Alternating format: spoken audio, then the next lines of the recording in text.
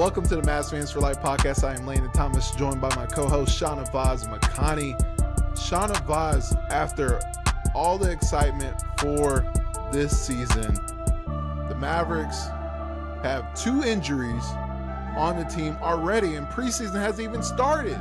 We got Fan Jam Sunday, and then preseason opener Monday against the Grizzlies. But man, okay, let's get into it. So this episode, we'll be talking about Dante Exum's injury, Luka's injury that was announced a couple days ago, and then Frank Vogel joining the Mavericks as a consultant. So he's joining the coaching staff as a consultant, which is very good.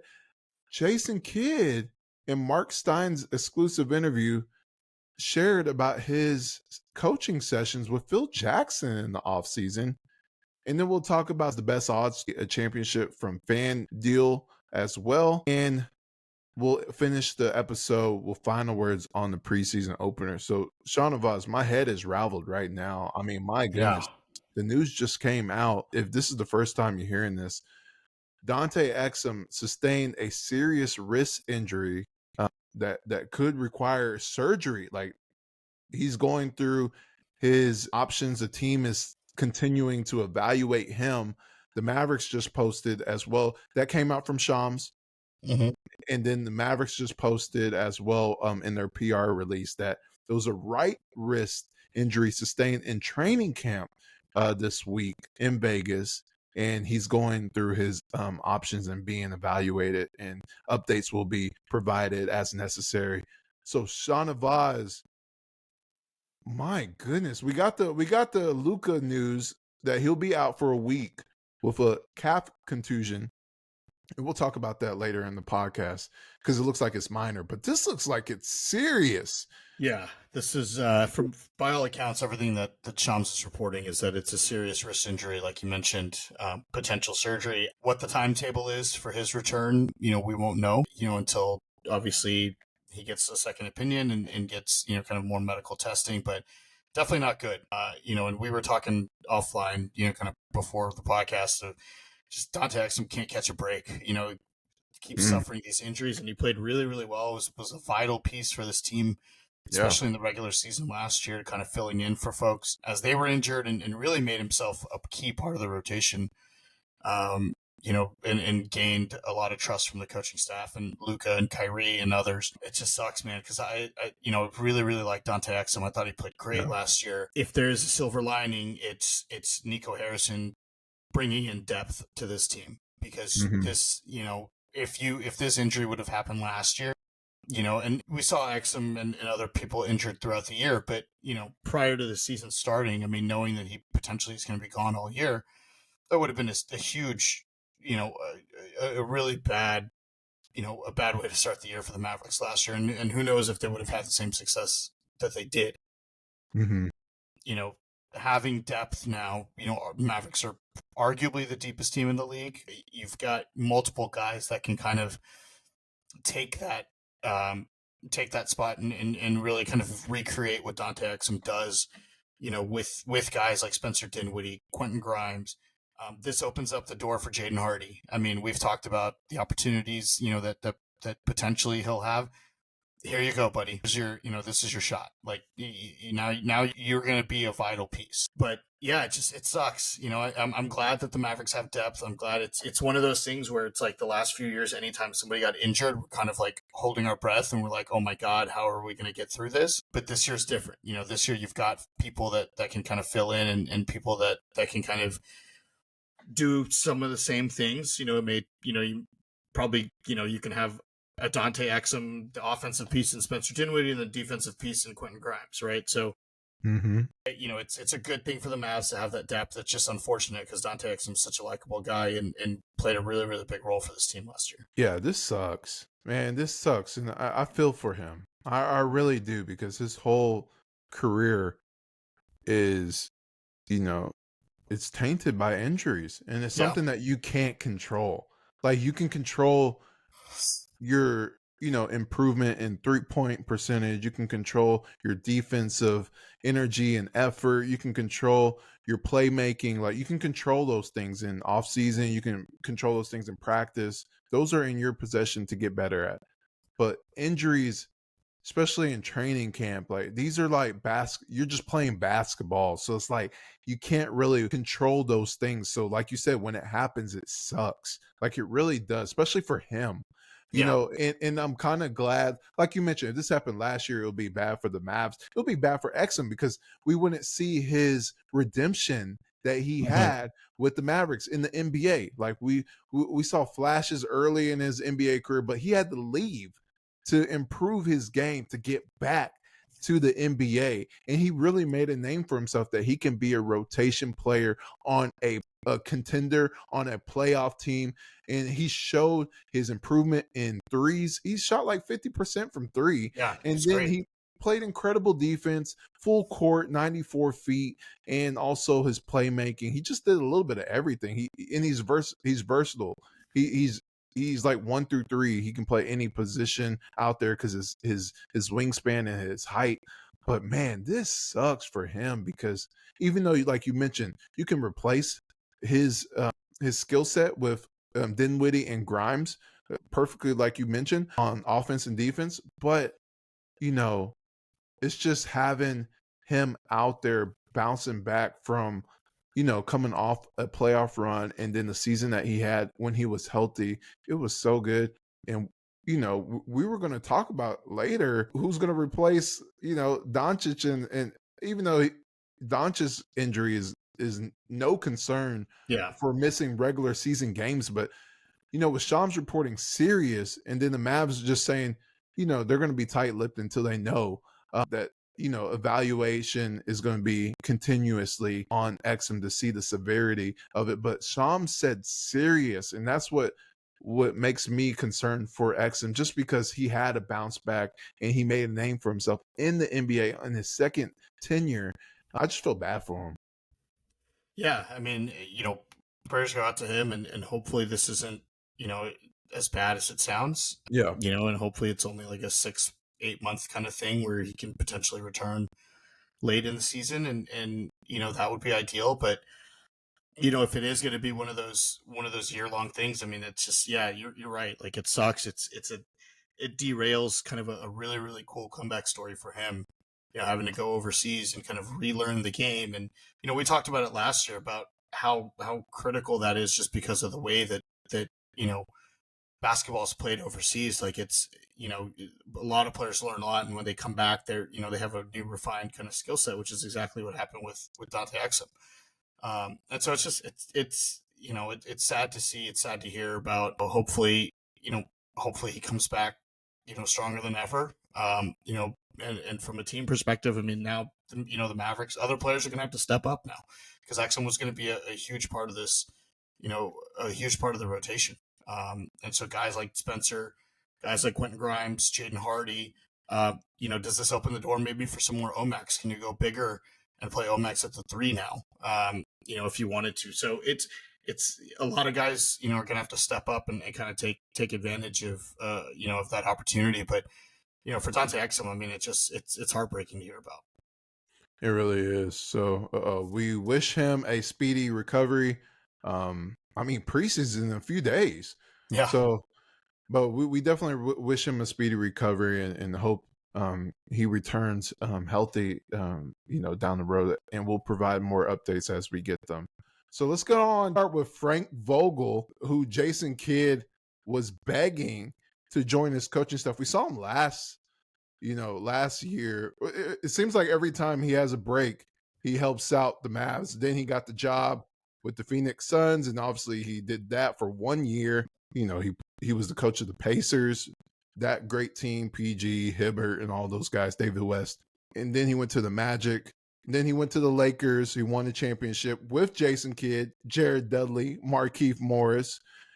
And then he goes to the Suns on a 5-year deal, and he gets canned after 1 year. So it's guaranteed money. So the next 4 years, he could just coast and chill. He got a good paycheck too. Yeah, he's getting that check coming in. He's happy. He's getting that bread. But the Jason Kidd, one of his closest friends, especially coaching friends, pulled him in to be a consultant with the Mavs. What is your thoughts, and how do you think that will pay dividends for this coaching staff? I think it's great. I think you bring in a guy that obviously has a relationship with Jason Kidd, and you mentioned with Jared Dudley, Markieff Morris.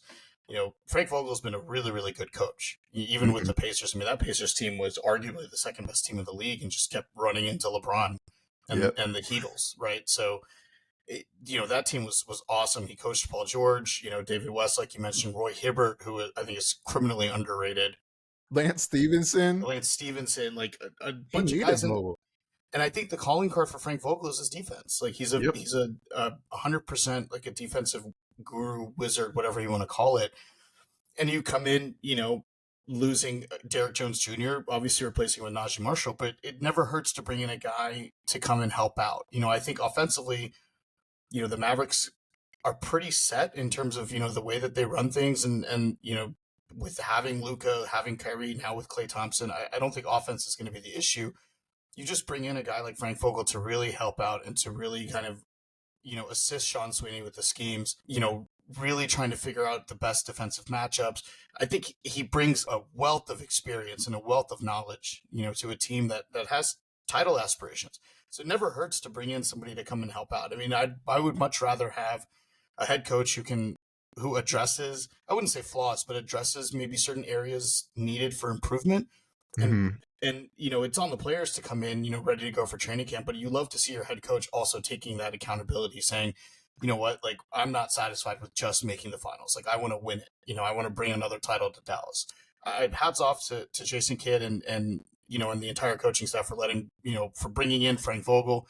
I think he's going to be an asset. I think he's definitely going to help, especially because this team is young. You look at across the landscape. I mean, other than Klay and Kyrie, and we've talked about it, I don't think anybody's over the age of 30, and Markieff Morris. So you've got a lot of young guys that, and especially guys that are coming in for the first time to integrate with this team, these offseason signings, another, a full training camp finally with PJ Washington and Daniel Gafford after, getting them in trades last season. So having somebody like Frank Vogel to come in and really help shape that defense it's only going to help. Yeah, I think you're right. I think it's a big deal. Obviously, it's a consultant, but I think that will pay dividends for the coaching staff because not only the players, like you mentioned, the young players learning with the knowledge that Vogel has and the history you brought it up, especially defensively, that he has that he can share with this team. The rosters and the players on the team, but the coaching staff as well, like the young coaches on the team and Jason Kidd. From the top to the bottom, every coaching staff, every coach on this roster can learn from Vogel. He's a proven coach, and he got shafted a little bit, like you were talking about before we recorded. And if I'm him, I got a 5-year deal, and he got paid. And you get canned after your first year. You got 4 more years that they're paying you. I'm living good. Like I'm just chilling for 4 years. Like you don't have to call me. I'll call you when I'm ready. Exactly. Exactly. And that's what Jason Kidd was saying. Like he was begging Vogel, and that shows, like you mentioned, that shows, Kidd not being satisfied. Because when you reach the finals, you think you have the plan in place, and what you're seeing with the Dallas Mavericks is they're not satisfied with running it back. Like they're Right. looking at every single area that they can improve. And when you look at Vogel being a consultant and, giving his advice and his guidance and his knowledge on not just the Mavericks team, but teams around the league, that would be so beneficial to this team, just like you saw with Tyson Chandler, who's also an advisor around the team, who's not officially on the coaching staff, but he is a consultant, he is an advisor, and you saw the benefits of having him around, sharing his knowledge and his guidance to the post on this team. So I think this is an incredible move. I think he should be on the real coaching staff and travel to away games. But it's just great having guys coming around this organization that can share the growth of this team. Because like you said, this is a young team who's building I wouldn't say a dynasty because they didn't win the championship, but they're building a special group that can contend for a championship over the next 5-6 years. And that's what you're having with these young guys on the team. And then the older guys, like you mentioned, with Kyrie, Clay, Maxey, even Dwight, and Markeith, just being there to be in a support role or playing on the court that can, provide benefits to the younger players who have big roles on this team. So I think it's an incredible move. Yeah, and it's a trickle down of what Nico Harrison's been doing. Nico wasn't satisfied Mm-hmm. after making the finals. He came out and said, you know what, we can flip a Derek Jones into a Najee Marshall. We can go get a Klay Thompson. Like, we know what we need. Let's go address it. Let's make our team better. And Yeah. it's great to see Jason Kidd doing that, because that's just going to trickle down to the rest of the roster as well. Yeah, it really will, and I'm excited to see the differences. I mean, we'll talk about it a little bit with Jason Kidd, speaking with Phil Jackson, but just I'm excited to see how differently this team plays. Specifically, when you talk about Vogel, I just want to see, is there anything that he shared defensively that will change this team? Obviously, the coaches, they talked about it in media day, even the players, like, this is a new team. Like, you can't go off of last year. This is a new team, a new season. But there's also carryover of last year, players and schemes and plays. But you still want to see the difference of last year specifically and how they improve in any area that they can, having Frank Vogel on board. And I approve any coach or any former player who really knows the game and been in the trenches and won at a high level like Vogel has. You mentioned it, not just a championship with the Lakers, but the Pacers. If they didn't have LeBron, they would have had a couple of championships. I'm all for anyone coming in the organization and sharing their knowledge and trying to have a camaraderie and knowledge and shared growth for this team. Okay, Shahnavaz. So speaking of not being satisfied, Mark Stein had a exclusive interview with Jason Kidd. I wish I had that, but I'm not at Stein's level. But he had a lot of great points that he made in that interview with Stein, specifically him having coaching sessions in the offseason with Phil Jackson. So what's your thoughts on Kidd going that extra route of not just running it back, but still learning, still growing as a head coach himself? Because even compared, where he was 5 years ago to now, it's just so many tidbits from that interview. What was your reaction to Kidd talking about his sessions with Phil Jackson? I thought it was awesome. I mean, going back to what we just said about bringing in Frank Vogel, I mean, it just shows that Jason Kidd's not satisfied, and look, Jason Kidd's not a perfect coach, right? There's head scratching moves every year that we're like, what is he doing?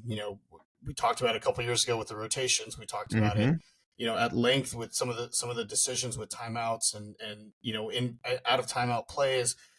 But you've got to give the man credit that he's improved. This team has been on the precipice of a title 2 out of the last 3 years that he's been the head coach. There was 1 year, obviously, where the Mavericks missed the playoffs. But then you get Derek Lively and you're right back there in contention the next year. So you've got to give Jason Kidd his props. He's clearly learned a lot from the Brooklyn and Milwaukee days, when he kind of, took over those, took those teams and was an abject failure as a head coach. But Yeah. he's completely well respected. And to be able to go talk to arguably the greatest basketball coach of all time and learn from him and kind of pick his brain and understanding, that's all. I mean, as much knowledge as you can get, like, that's what you want out of your head coach. You expect it out of your players, definitely. But I don't, it's very rare that a head coach will do that. Obviously, coaches talk to each other and they pick up on schemes and things like that. But to share insights like that with Phil Jackson, who obviously has won, 6 titles, with the Bulls, and then not to mention, with the Lakers as well, the titles that he won there with Kobe and Shaq. He's a legend, and I'm sure, those were productive sessions, and Jason Kidd being able to bounce ideas off of him. And now you come into training camp, you trickle that, down to your players, and you let them learn. They're all students of the game, much like Jason Kidd is. So it's a huge, it's a great kind of learning process for everybody. And I think it's only going to make this team better. I think everything the Mavericks have done this offseason, everything is for a reason, and that's to win the title. There's been no complacency anywhere, and it's refreshing to see that from a team where we've seen off seasons coming off playoff runs where the Mavericks just haven't done anything or don't address anything. We see other teams that just say, you know what, let's run it back. We were so close. We'll keep the core together and see what. No, we're not sitting on our hands here. We're going to do what it takes to make sure that we win a title. And this is just another step in that direction. Yeah, and you kind of have to. It's like, even if they wanted to run it back, you can't. I mean, every single team was making a move, in the Western Conference at the top. So you have to, level set and then, adjust to make sure that you put yourself in a position to succeed. And I applaud Jason Kidd, because, he had his ups and downs as a head coach before the Mavericks, like you just mentioned. And, you know, he admits it too. Like, he had his Yeah. faults. He admits his faults and tries to improve himself. Like, he doesn't have all the answers. He was one of the best point guards we've ever seen in this game, ever to pick up a basketball. So he has the IQ and he has the vision from his playing days, but that's not enough. He knows that's not enough. He knows he has to get better. Even like you mentioned, with the success that he's had with the Mavericks, even with that bad year in between, he still wants to get better. He still wants to learn. We just talked about Vogel. Now we're talking about Phil Jackson, arguably one of the best, if it's not Pop.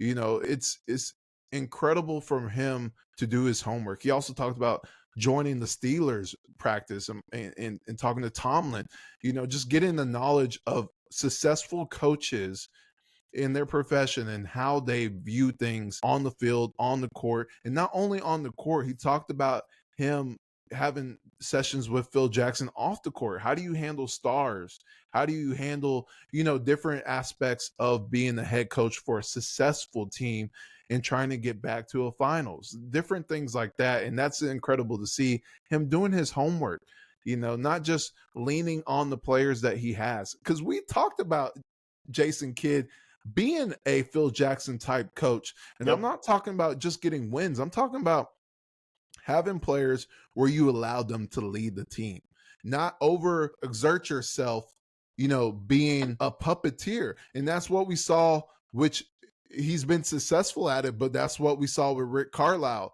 He had his imprint on everything, and which was successful. But in this modern era where it's a players league now, where they have voices, they have the opportunity to, play where they want to play or do what they want to do. You have to allow them to lead and allow them to carry the team. And that's what he does well. And that's what he's learning with Phil. And it's going to be incredible to see the adjustments he makes as a head coach and get better, just like the team needs to get better. Just even if it's 1%, you have to get better so you can, try to put yourself in the place that you were at last year. So I give him kudos. I'm excited to see what he shows from Phil Jackson. And he's talked about also in the interview where, there's different things that he can do better with this team. He didn't last year.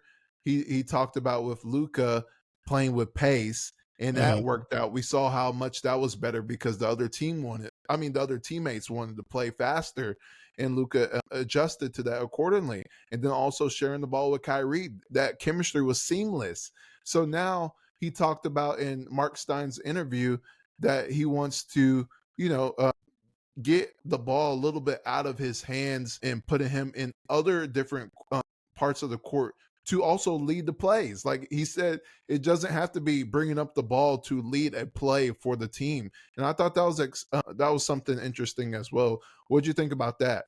Yeah, it's what we've wanted. We've wanted Luka to play off the ball a little bit more. I think we slowly started to see that a little bit last year.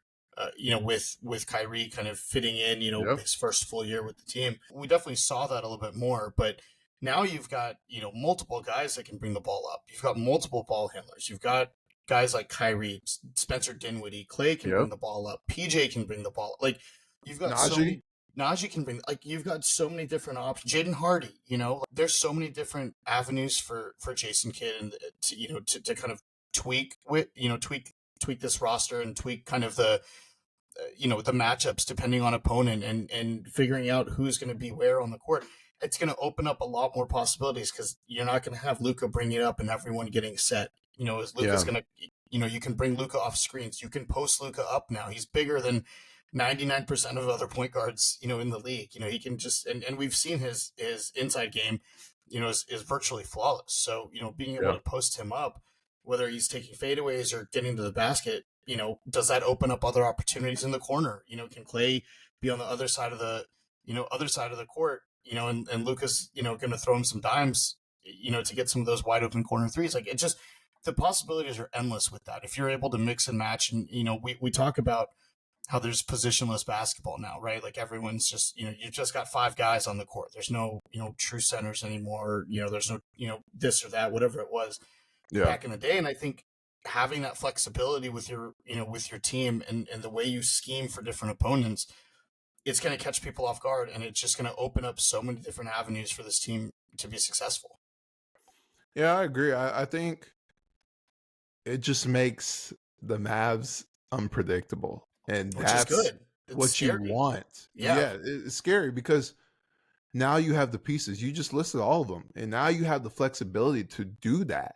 I don't think they had the flexibility to do that last season. Yeah. Because you didn't. I mean, I love the guy, but Derek Jones Jr. You don't want him, leading plays as a playmaker. You don't, want Tim Hardaway Jr. leading plays as a playmaker. So God forbid Tim Hardaway brings the ball up and takes a 3 immediately without. Yeah, and then also Josh Green, who had flashes of greatness, and then the other flashes, you don't want him having the ball. So like now you just mentioned all of them. Now you have the playmakers to do that and to bring up the ball, because you saw, even though Luka can do it, you don't want him getting beat up. Like you don't want a guy, you don't want a Caruso, you don't want a Lou Dort, you don't want a McDaniels, you don't want these type of guys playing full court and pounding him physically just to get up the court. You having other guys bring up the ball, even Exum. Like there's so many guys on this roster that can bring up the ball where Luka can still lead the plays in half court, but you're taking the physical wear and tear, not even physically, mentally as well. Like you're putting him in different spots to still get his buckets, but also make him make as well. And another thing I like is just, obviously he talked about the triangle a lot with Phil Jackson as well. And obviously you can't do the triangle, fully with this roster or just in this day and age. Yeah. But you can throw in sprinkles where you have different guys reading the defense and making plays. You kind of play more free instead of, Luka and Kyrie. They did a little bit with a lot of handoffs, but instead of Luka and Kyrie doing all of the playmaking, you kind of get into an offense, or maybe it's just a wrinkle, but you get into more unpredictability and guys making plays. Like, especially when you have Lively in the starting lineup, he's a good playmaker too as a center. He's a great short roll passer. He's a great just overall passer. You can have him throw it to him at the high post and have guys come off handoffs. And guess what? Now you have Clay on the wing. Now you have PJ who wants to improve on the wing as well, and he's gonna have the ball in his hands more as well as he gets confidence in this Mavs offense too. So I think just having the unpredictability of this team and these players making plays and making reads off the opposing defense is going to be special. And like you said, high post with low post with Luka. You can also do high post with Luka. There's so many options with this personnel that you can run offensively. It should be not only a top 5 defense, it should be one of the best. I mean, not only a top 5 offense, it should be one of the best type of offense we've seen in the Luka era. Yeah, and I think it also speaks to, the chemistry of this team to be able to kind of put aside egos, right? And say, you know what, I don't have to go out and score 35 a night. I don't have to, I don't need the ball in my hands. I don't want the ball that much. We see stars across the league who, I want to bring the ball up. I've got to do this. I've got to do that. I think it speaks to the relationship that this team has built with, Mm-hmm. the culture that they have inside the building. For them to kind of put that aside and say, we have a collective goal, and that's to get back to the finals and win it this year. Mm-hmm. And to do that, everyone's got to buy in. And from all accounts, everyone's doing that. It starts with Luka. It starts with Kyrie. With those Yeah. two, buying in, everyone listens to them. They're the leaders on this team, and it's awesome to see that. It's awesome to see just a collective goal and everyone saying we're going to do whatever it takes to get back. Yeah, and then when you look at the recent championship teams with the Celtics, with the Nuggets, you kind of want to go that route. Yeah, Like, even though they have, that's what you want. Like, you don't want, you have superstar. You have a superstar on your team. You even have an all-star with Kyrie. Like, he's still up to that level. And then you have great role players, superb role players. Even Clay, like, he's a great role player today in 2024.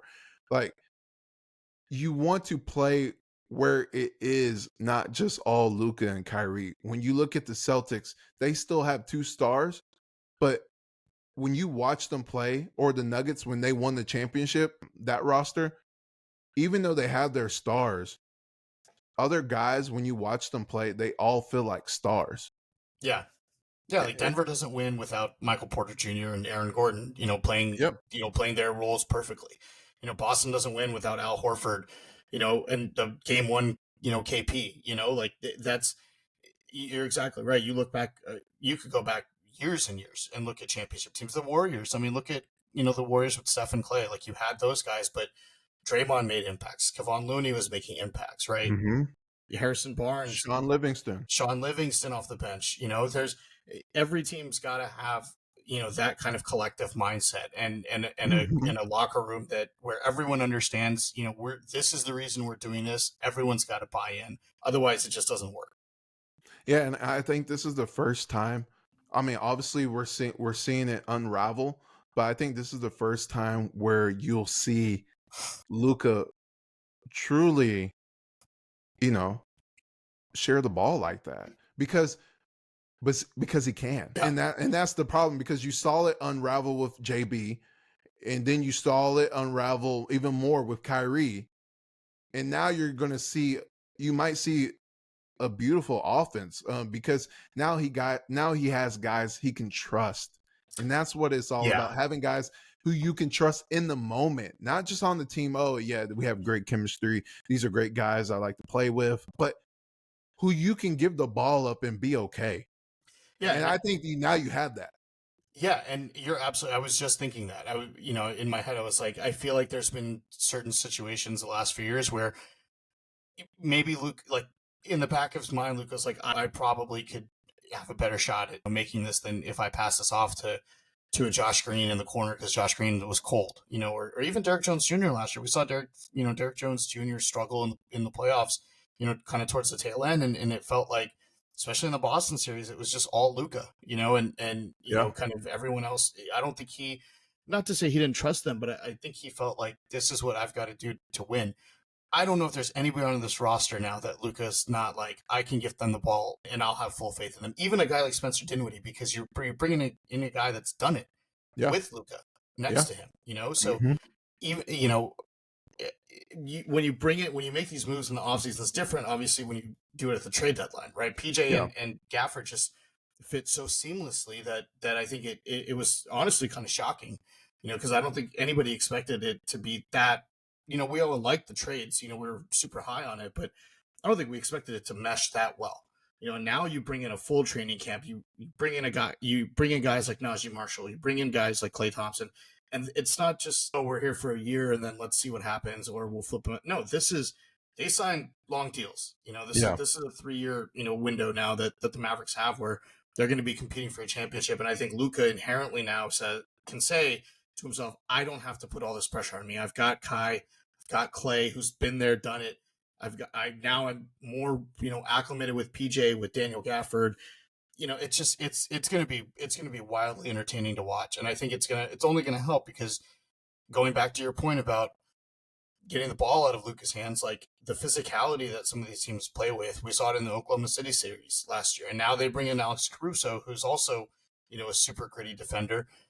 if they're going to try to bully Luka, like he's going to have full faith to say, you know, my teammates can handle this. Like I'm good. You know, you can, you know, trap me all you want, but you know, I've got guys that are going to be able to make plays, and it's just going to conserve energy, and he'll be, you know, the Mavericks should be, you know, super fresh come playoff time. Yeah, and that's what it really boils down to is what you do in the playoffs, and that's what you want your stars to be available in the playoffs. You don't want him to be out during the season or in the playoffs. So you want to have guys who can step up in their roles. And like you said, I mean, this is the perfect time to do it. And it's not just taking the ball out of his hands. We're not saying, you know, have a 22 points per game. We're talking about just the type of shots that he's getting, and also, you know, just trusting his teammates more, because not only that, like even if you have a 27 points per game Luka, that's great, because he's gonna get his buckets. So, you know, and then also not only just Kyrie, Clay, and all those guys that you mentioned, Derek Lively, like Jason Kidd highlighted Derek Lively, like not only shooting the threes like we saw, you know, in practice all the time and then in the game, but now there's a next level development in Derek Lively. Jason Kidd highlighted his post moves. So like not just, you know, a rim runner. Like now, like we've seen it every once in a while, like when they're playing the Rockets or when they're playing the Hornets, you know, Pistons, those type of games.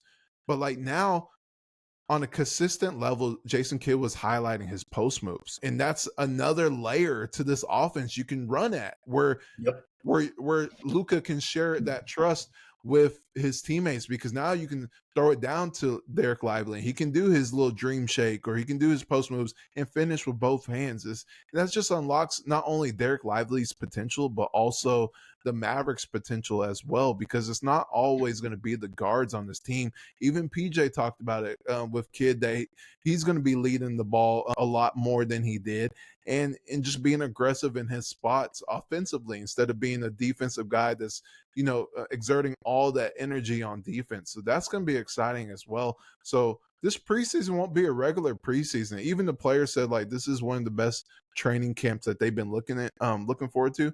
This is one of the best preseason we all should be looking forward to with this roster. Obviously, Luka's going to be missing his first game, or possibly even more, as preseason. But you know, he played in the summer, so you still need some rest.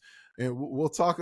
That's a kind of a perfect segue, because you know, the Mavericks announced a left calf contusion for Luka, who's going to be reevaluated a week from now, or, you know, reevaluated a couple days ago in 1 week. So next Wednesday, you know, what's your thoughts on him being out, him having this minor injury? And, you know, it's kind of a bummer, but it's a 1 week reevaluation. What's your thoughts on it? Yeah, I'm not too concerned on it. I mean, this from everything it sounded like, it's a relatively minor, you know, minor injury. From my understanding with contusions, it can get worse if you don't rest it. So, Yeah. you know, I think they're just taking precautionary steps. You know, I wouldn't have expected Luka to play that much in the preseason anyway. Like you said, he played in the summer. You know, you want to keep him as fresh as possible going into opening night and into the rest of the season. So I think it's a precautionary thing, you know, and it might, in fact, the injuries are never good, right? But the fact that it's minor, I think it opens up, you know, now in the preseason to see a little bit more of guys like Jaden Hardy, guys like Spencer Dinwiddie. You know, I think it just gives more playing time to folks that you know, Luka may have taken 10 minutes from them, but you know, you can dole out that 10 minutes however Jason Kidd wants to. And, you know, again, we've talked about it so many times, like this is an opportunity for people to step up. You know, who is it going to be? You know, who's going to take that leap? Who's going to take that, you know, take advantage of the situation and say, you know, I got to prove that, you know, if this were the regular season, they can count on me. You know, is that going to be Jaden Hardy? Is that going to be Spencer Dinwiddie? Who knows, right? Who's going to, you know, come in and say, Luka's out, don't worry, I got it. You know, we're not going to miss a beat here. So in that sense, it's a good thing. But from the injury, you know, kind of, you know, what does it affect? You know, how does it affect the Mavericks? I don't think it's that serious. In my mind, I think it's just more precautionary. And I think Luka had the same injury last year or the year before, and he missed all the preseason and he was fine. So this is, this isn't something where it's like a tear or anything like that. It's just kind of bumped his calf, and let's make sure he's all good, and Yeah. go into the preseason. Yeah, there it's some tightness. And I don't think he should play. I'm not gonna say all the preseason, but I don't think he should play majority of the preseason. Like you mentioned, he played the summer, so he needs a little more time and a little more rest to be ready for opening night. And there's no concern that he'll miss opening night, so it's minor. But it's also a little bummer because you want to see, even if it's like 10 minutes, you want to see the new pieces, how they incorporate them around Luka and Kyrie. So it's going to be different because you are going to see some of the new additions and see how they play, but it won't be the full roster. So it'll be something to look forward to still. Like you mentioned, I want to see Najee. I want to see Klay Thompson, how he's getting his threes. Is it pin downs? Is it coming off screens, or is it just going to be standing on the corner, just waiting for a pass? Like, I want to see Quentin Grimes. I want to see him. This is a bounce back season for him after whatever that was in Detroit. But can he get back to the Knicks version of Quentin Grimes? Because that would be a special player if you get the Knicks version of Quentin Grimes on this roster. Yeah. Untouchable. We talked about Alex Caruso. I mean, that's pretty much a diet version of Alex Caruso if you can get him. But I just think with the roster that they have, how deep it is, that's the luxury of this team. Like, even if Luka misses all of preseason, you have multiple guys you can plug and play. Who do you even think? Who do you think Kid will start in Luka's absence Monday against the Grizzlies? I would assume it's going to be Spencer, just because I think the history he's got and he's played in the system before. I just think there's a trust factor there. I would love to see Jaden Hardy though. I think I think you've got to give him a shot. This is the year to prove it for Jaden Hardy. Mavericks brought in Spencer Dinwiddie and Quentin Grimes to that are going to cut into your playtime. You've got to be the one to show like, hey, like do the opposite of what Josh Green did, and come in and take advantage of the opportunity that you're given. And so I would love to see Kid start Jaden Hardy. I don't know if he will. In my mind, it's a preseason. Why not? Go see what you've got with him. See how he runs with the first unit. See how he how does he mesh with Klay, and it would be really cool to see. But in my mind, if I'm thinking about it, I would assume it would be Spencer, who should be the guy to plug in for Luka, and then you have Jaden. You're hoping he's the guy to plug in, like you said. Take that next step and fight for your spot. So it's going to be interesting to see. But overall, this injury shouldn't be anything anyone's concerned with. He's going to be ready opening night. That's all that matters. And like we mentioned, he played in the summer, so you want a little more rest. Every time he talked about the offseason, he said short. He brought that up. That wasn't even in the question. He keeps saying it was a short offseason, so you want to see him have some rest as well. But I want to see Kyrie and Klay and how they gel in their first preseason game, even if it's 8 minutes that they play in the very first game. And also Ja Morant, he's coming back. Let's see how he does with his teammates, because he's kind of like the Luka on their team, because when he's out, they don't look that well, but when he's there, they look like a contender. Yeah. The Grizzlies are going to be really interesting this year, because I didn't like the Zach Edey pick. I thought it was way too high to get a guy like that. Let's see, what he turns into, but they're going to be a really interesting team, because they can make some noise. I mean, they can be contenders, or it's just going to be a flop and they're going to be bad again. Yeah. So Shahnavaz, you brought up before the podcast the betting odds that you saw from Fanduel. What's going on there? It made me so upset, man. The disrespect is real. So Fanduel released their betting odds for 2024-2025 NBA champion. Okay. Let me go ahead and I'll read this out to you. So right now, with the best odds to win the title at plus 320, they've got the Boston Celtics. Of course. Fair enough, right? They're defending champs. Can't argue with that. Second, they've got Oklahoma City Thunder at plus 650. Okay. Makes sense, right? I think everyone was high on what Oklahoma City did in the offseason, getting Hartenstein and Caruso, and I think there's a They were the media best love in the West in the regular season. in the West. Yeah, I think there's a media love affair with that team. That's fine. They were the best in the West. Let's give them their props.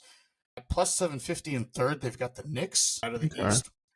Again, Knicks did make a lot of moves. I don't particularly love the Karl Anthony Towns move, but that's totally fine. You get a guy like Mikal Bridges.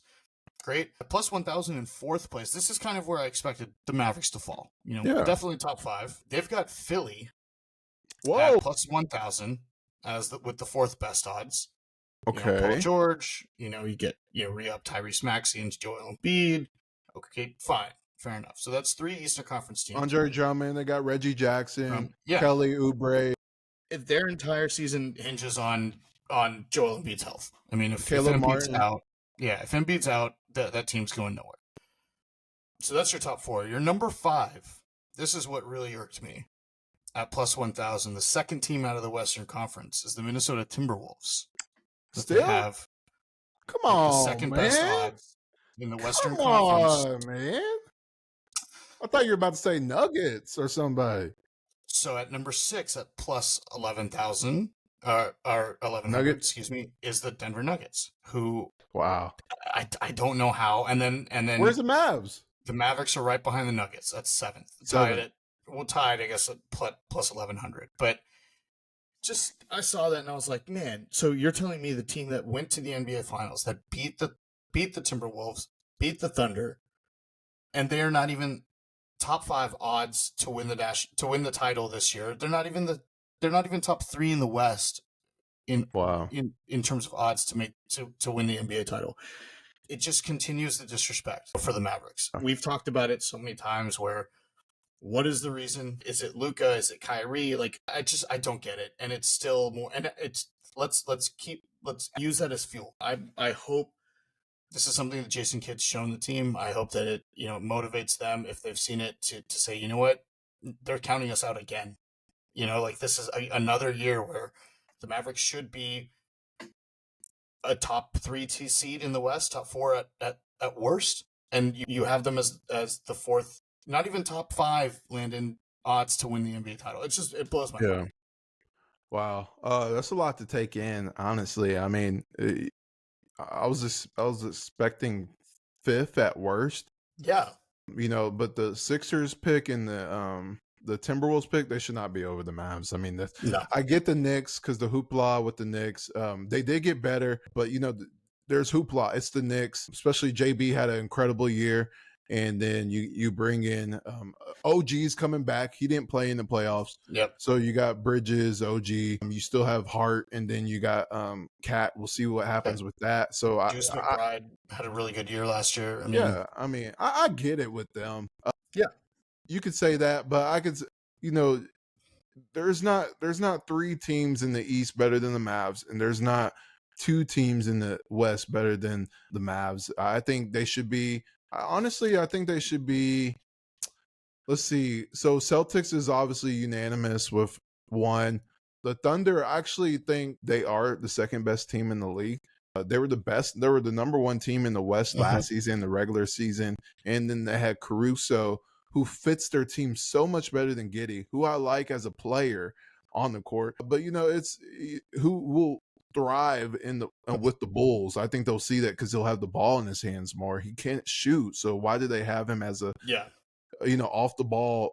But you have SGA, and he didn't want to come off the bench. So you have Caruso, who fits him so much, and Hartenstein, who fits him even more because you have Lively and Gafford in Dallas. So you need more size with the Thunder. So I like that roster. I think them and the Mavs are going to, if Mavs are healthy, they're going to fight for the top seed. So I think it's a tie between the Knicks and the Mavs as the third. So I would say right now, at worst, they should be 5th if you talk about Nuggets, because I see a lot of Nuggets love, even though the Mavericks, I think they're better. The Nuggets have lost. I mean, they're banking on good seasons from Christian Braun, and their bench is just completely depleted. We saw that in the playoffs last year. They just have they bring in Westbrook, but I mean, is that really going to? I think he'll help, but there's no one else. That's it. I don't know if for them to lose. Watson going to be much better where There's DeAndre Jordan still playing big minutes. I mean, come on.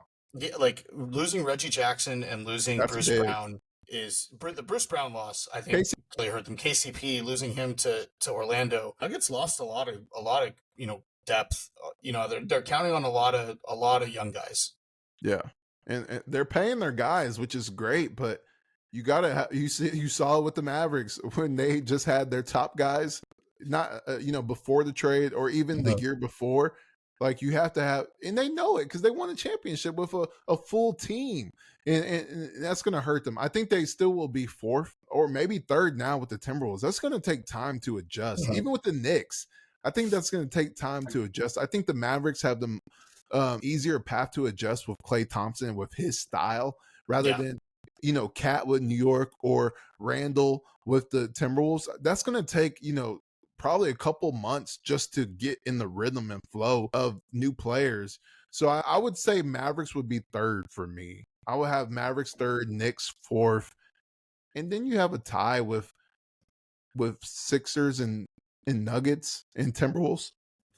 Yeah, I would be in alignment with you. I would have expected the Mavs to be third or fourth. I think that's kind of where the Bucks will be back too. The Bucks are right after the Mavs. They're eighth on that list. So, they're getting some love. I think Phoenix is ninth at plus 2,000. And then Orlando have a point guard. Yeah, Orlando's at 10th at plus 4,000. So that's wow. Love for the Magic, and shout out to Jamal Mosley. Yeah. So it's just, I feel like it's just more disrespect, for the Mavericks. It's, everyone's just, just like everyone doubted Kyrie when he got here, everyone's doubting Klay and the impact he's going to have.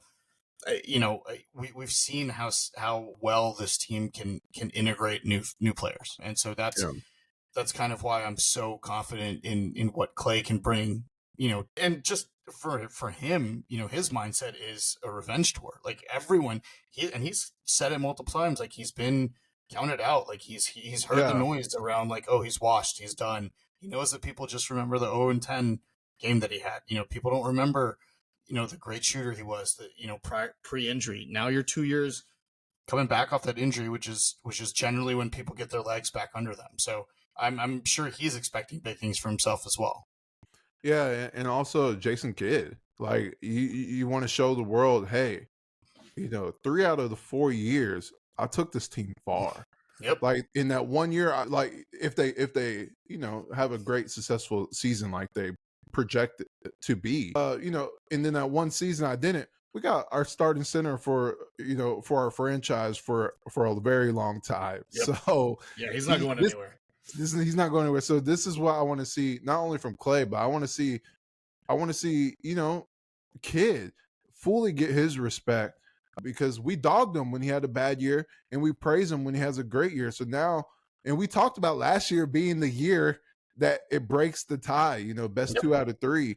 And it went in his favor. He got an extension. So, this is now everyone is locked in on winning.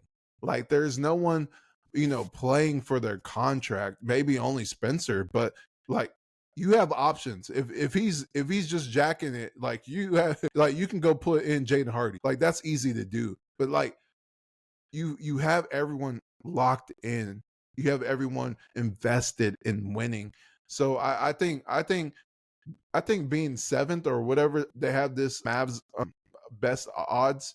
I think they should be 3rd, and I think they will get their respect once the ball goes up for jump ball to start the season. So Shahnavaz, final words. We talked about it a little bit with preseason, but in a different direction.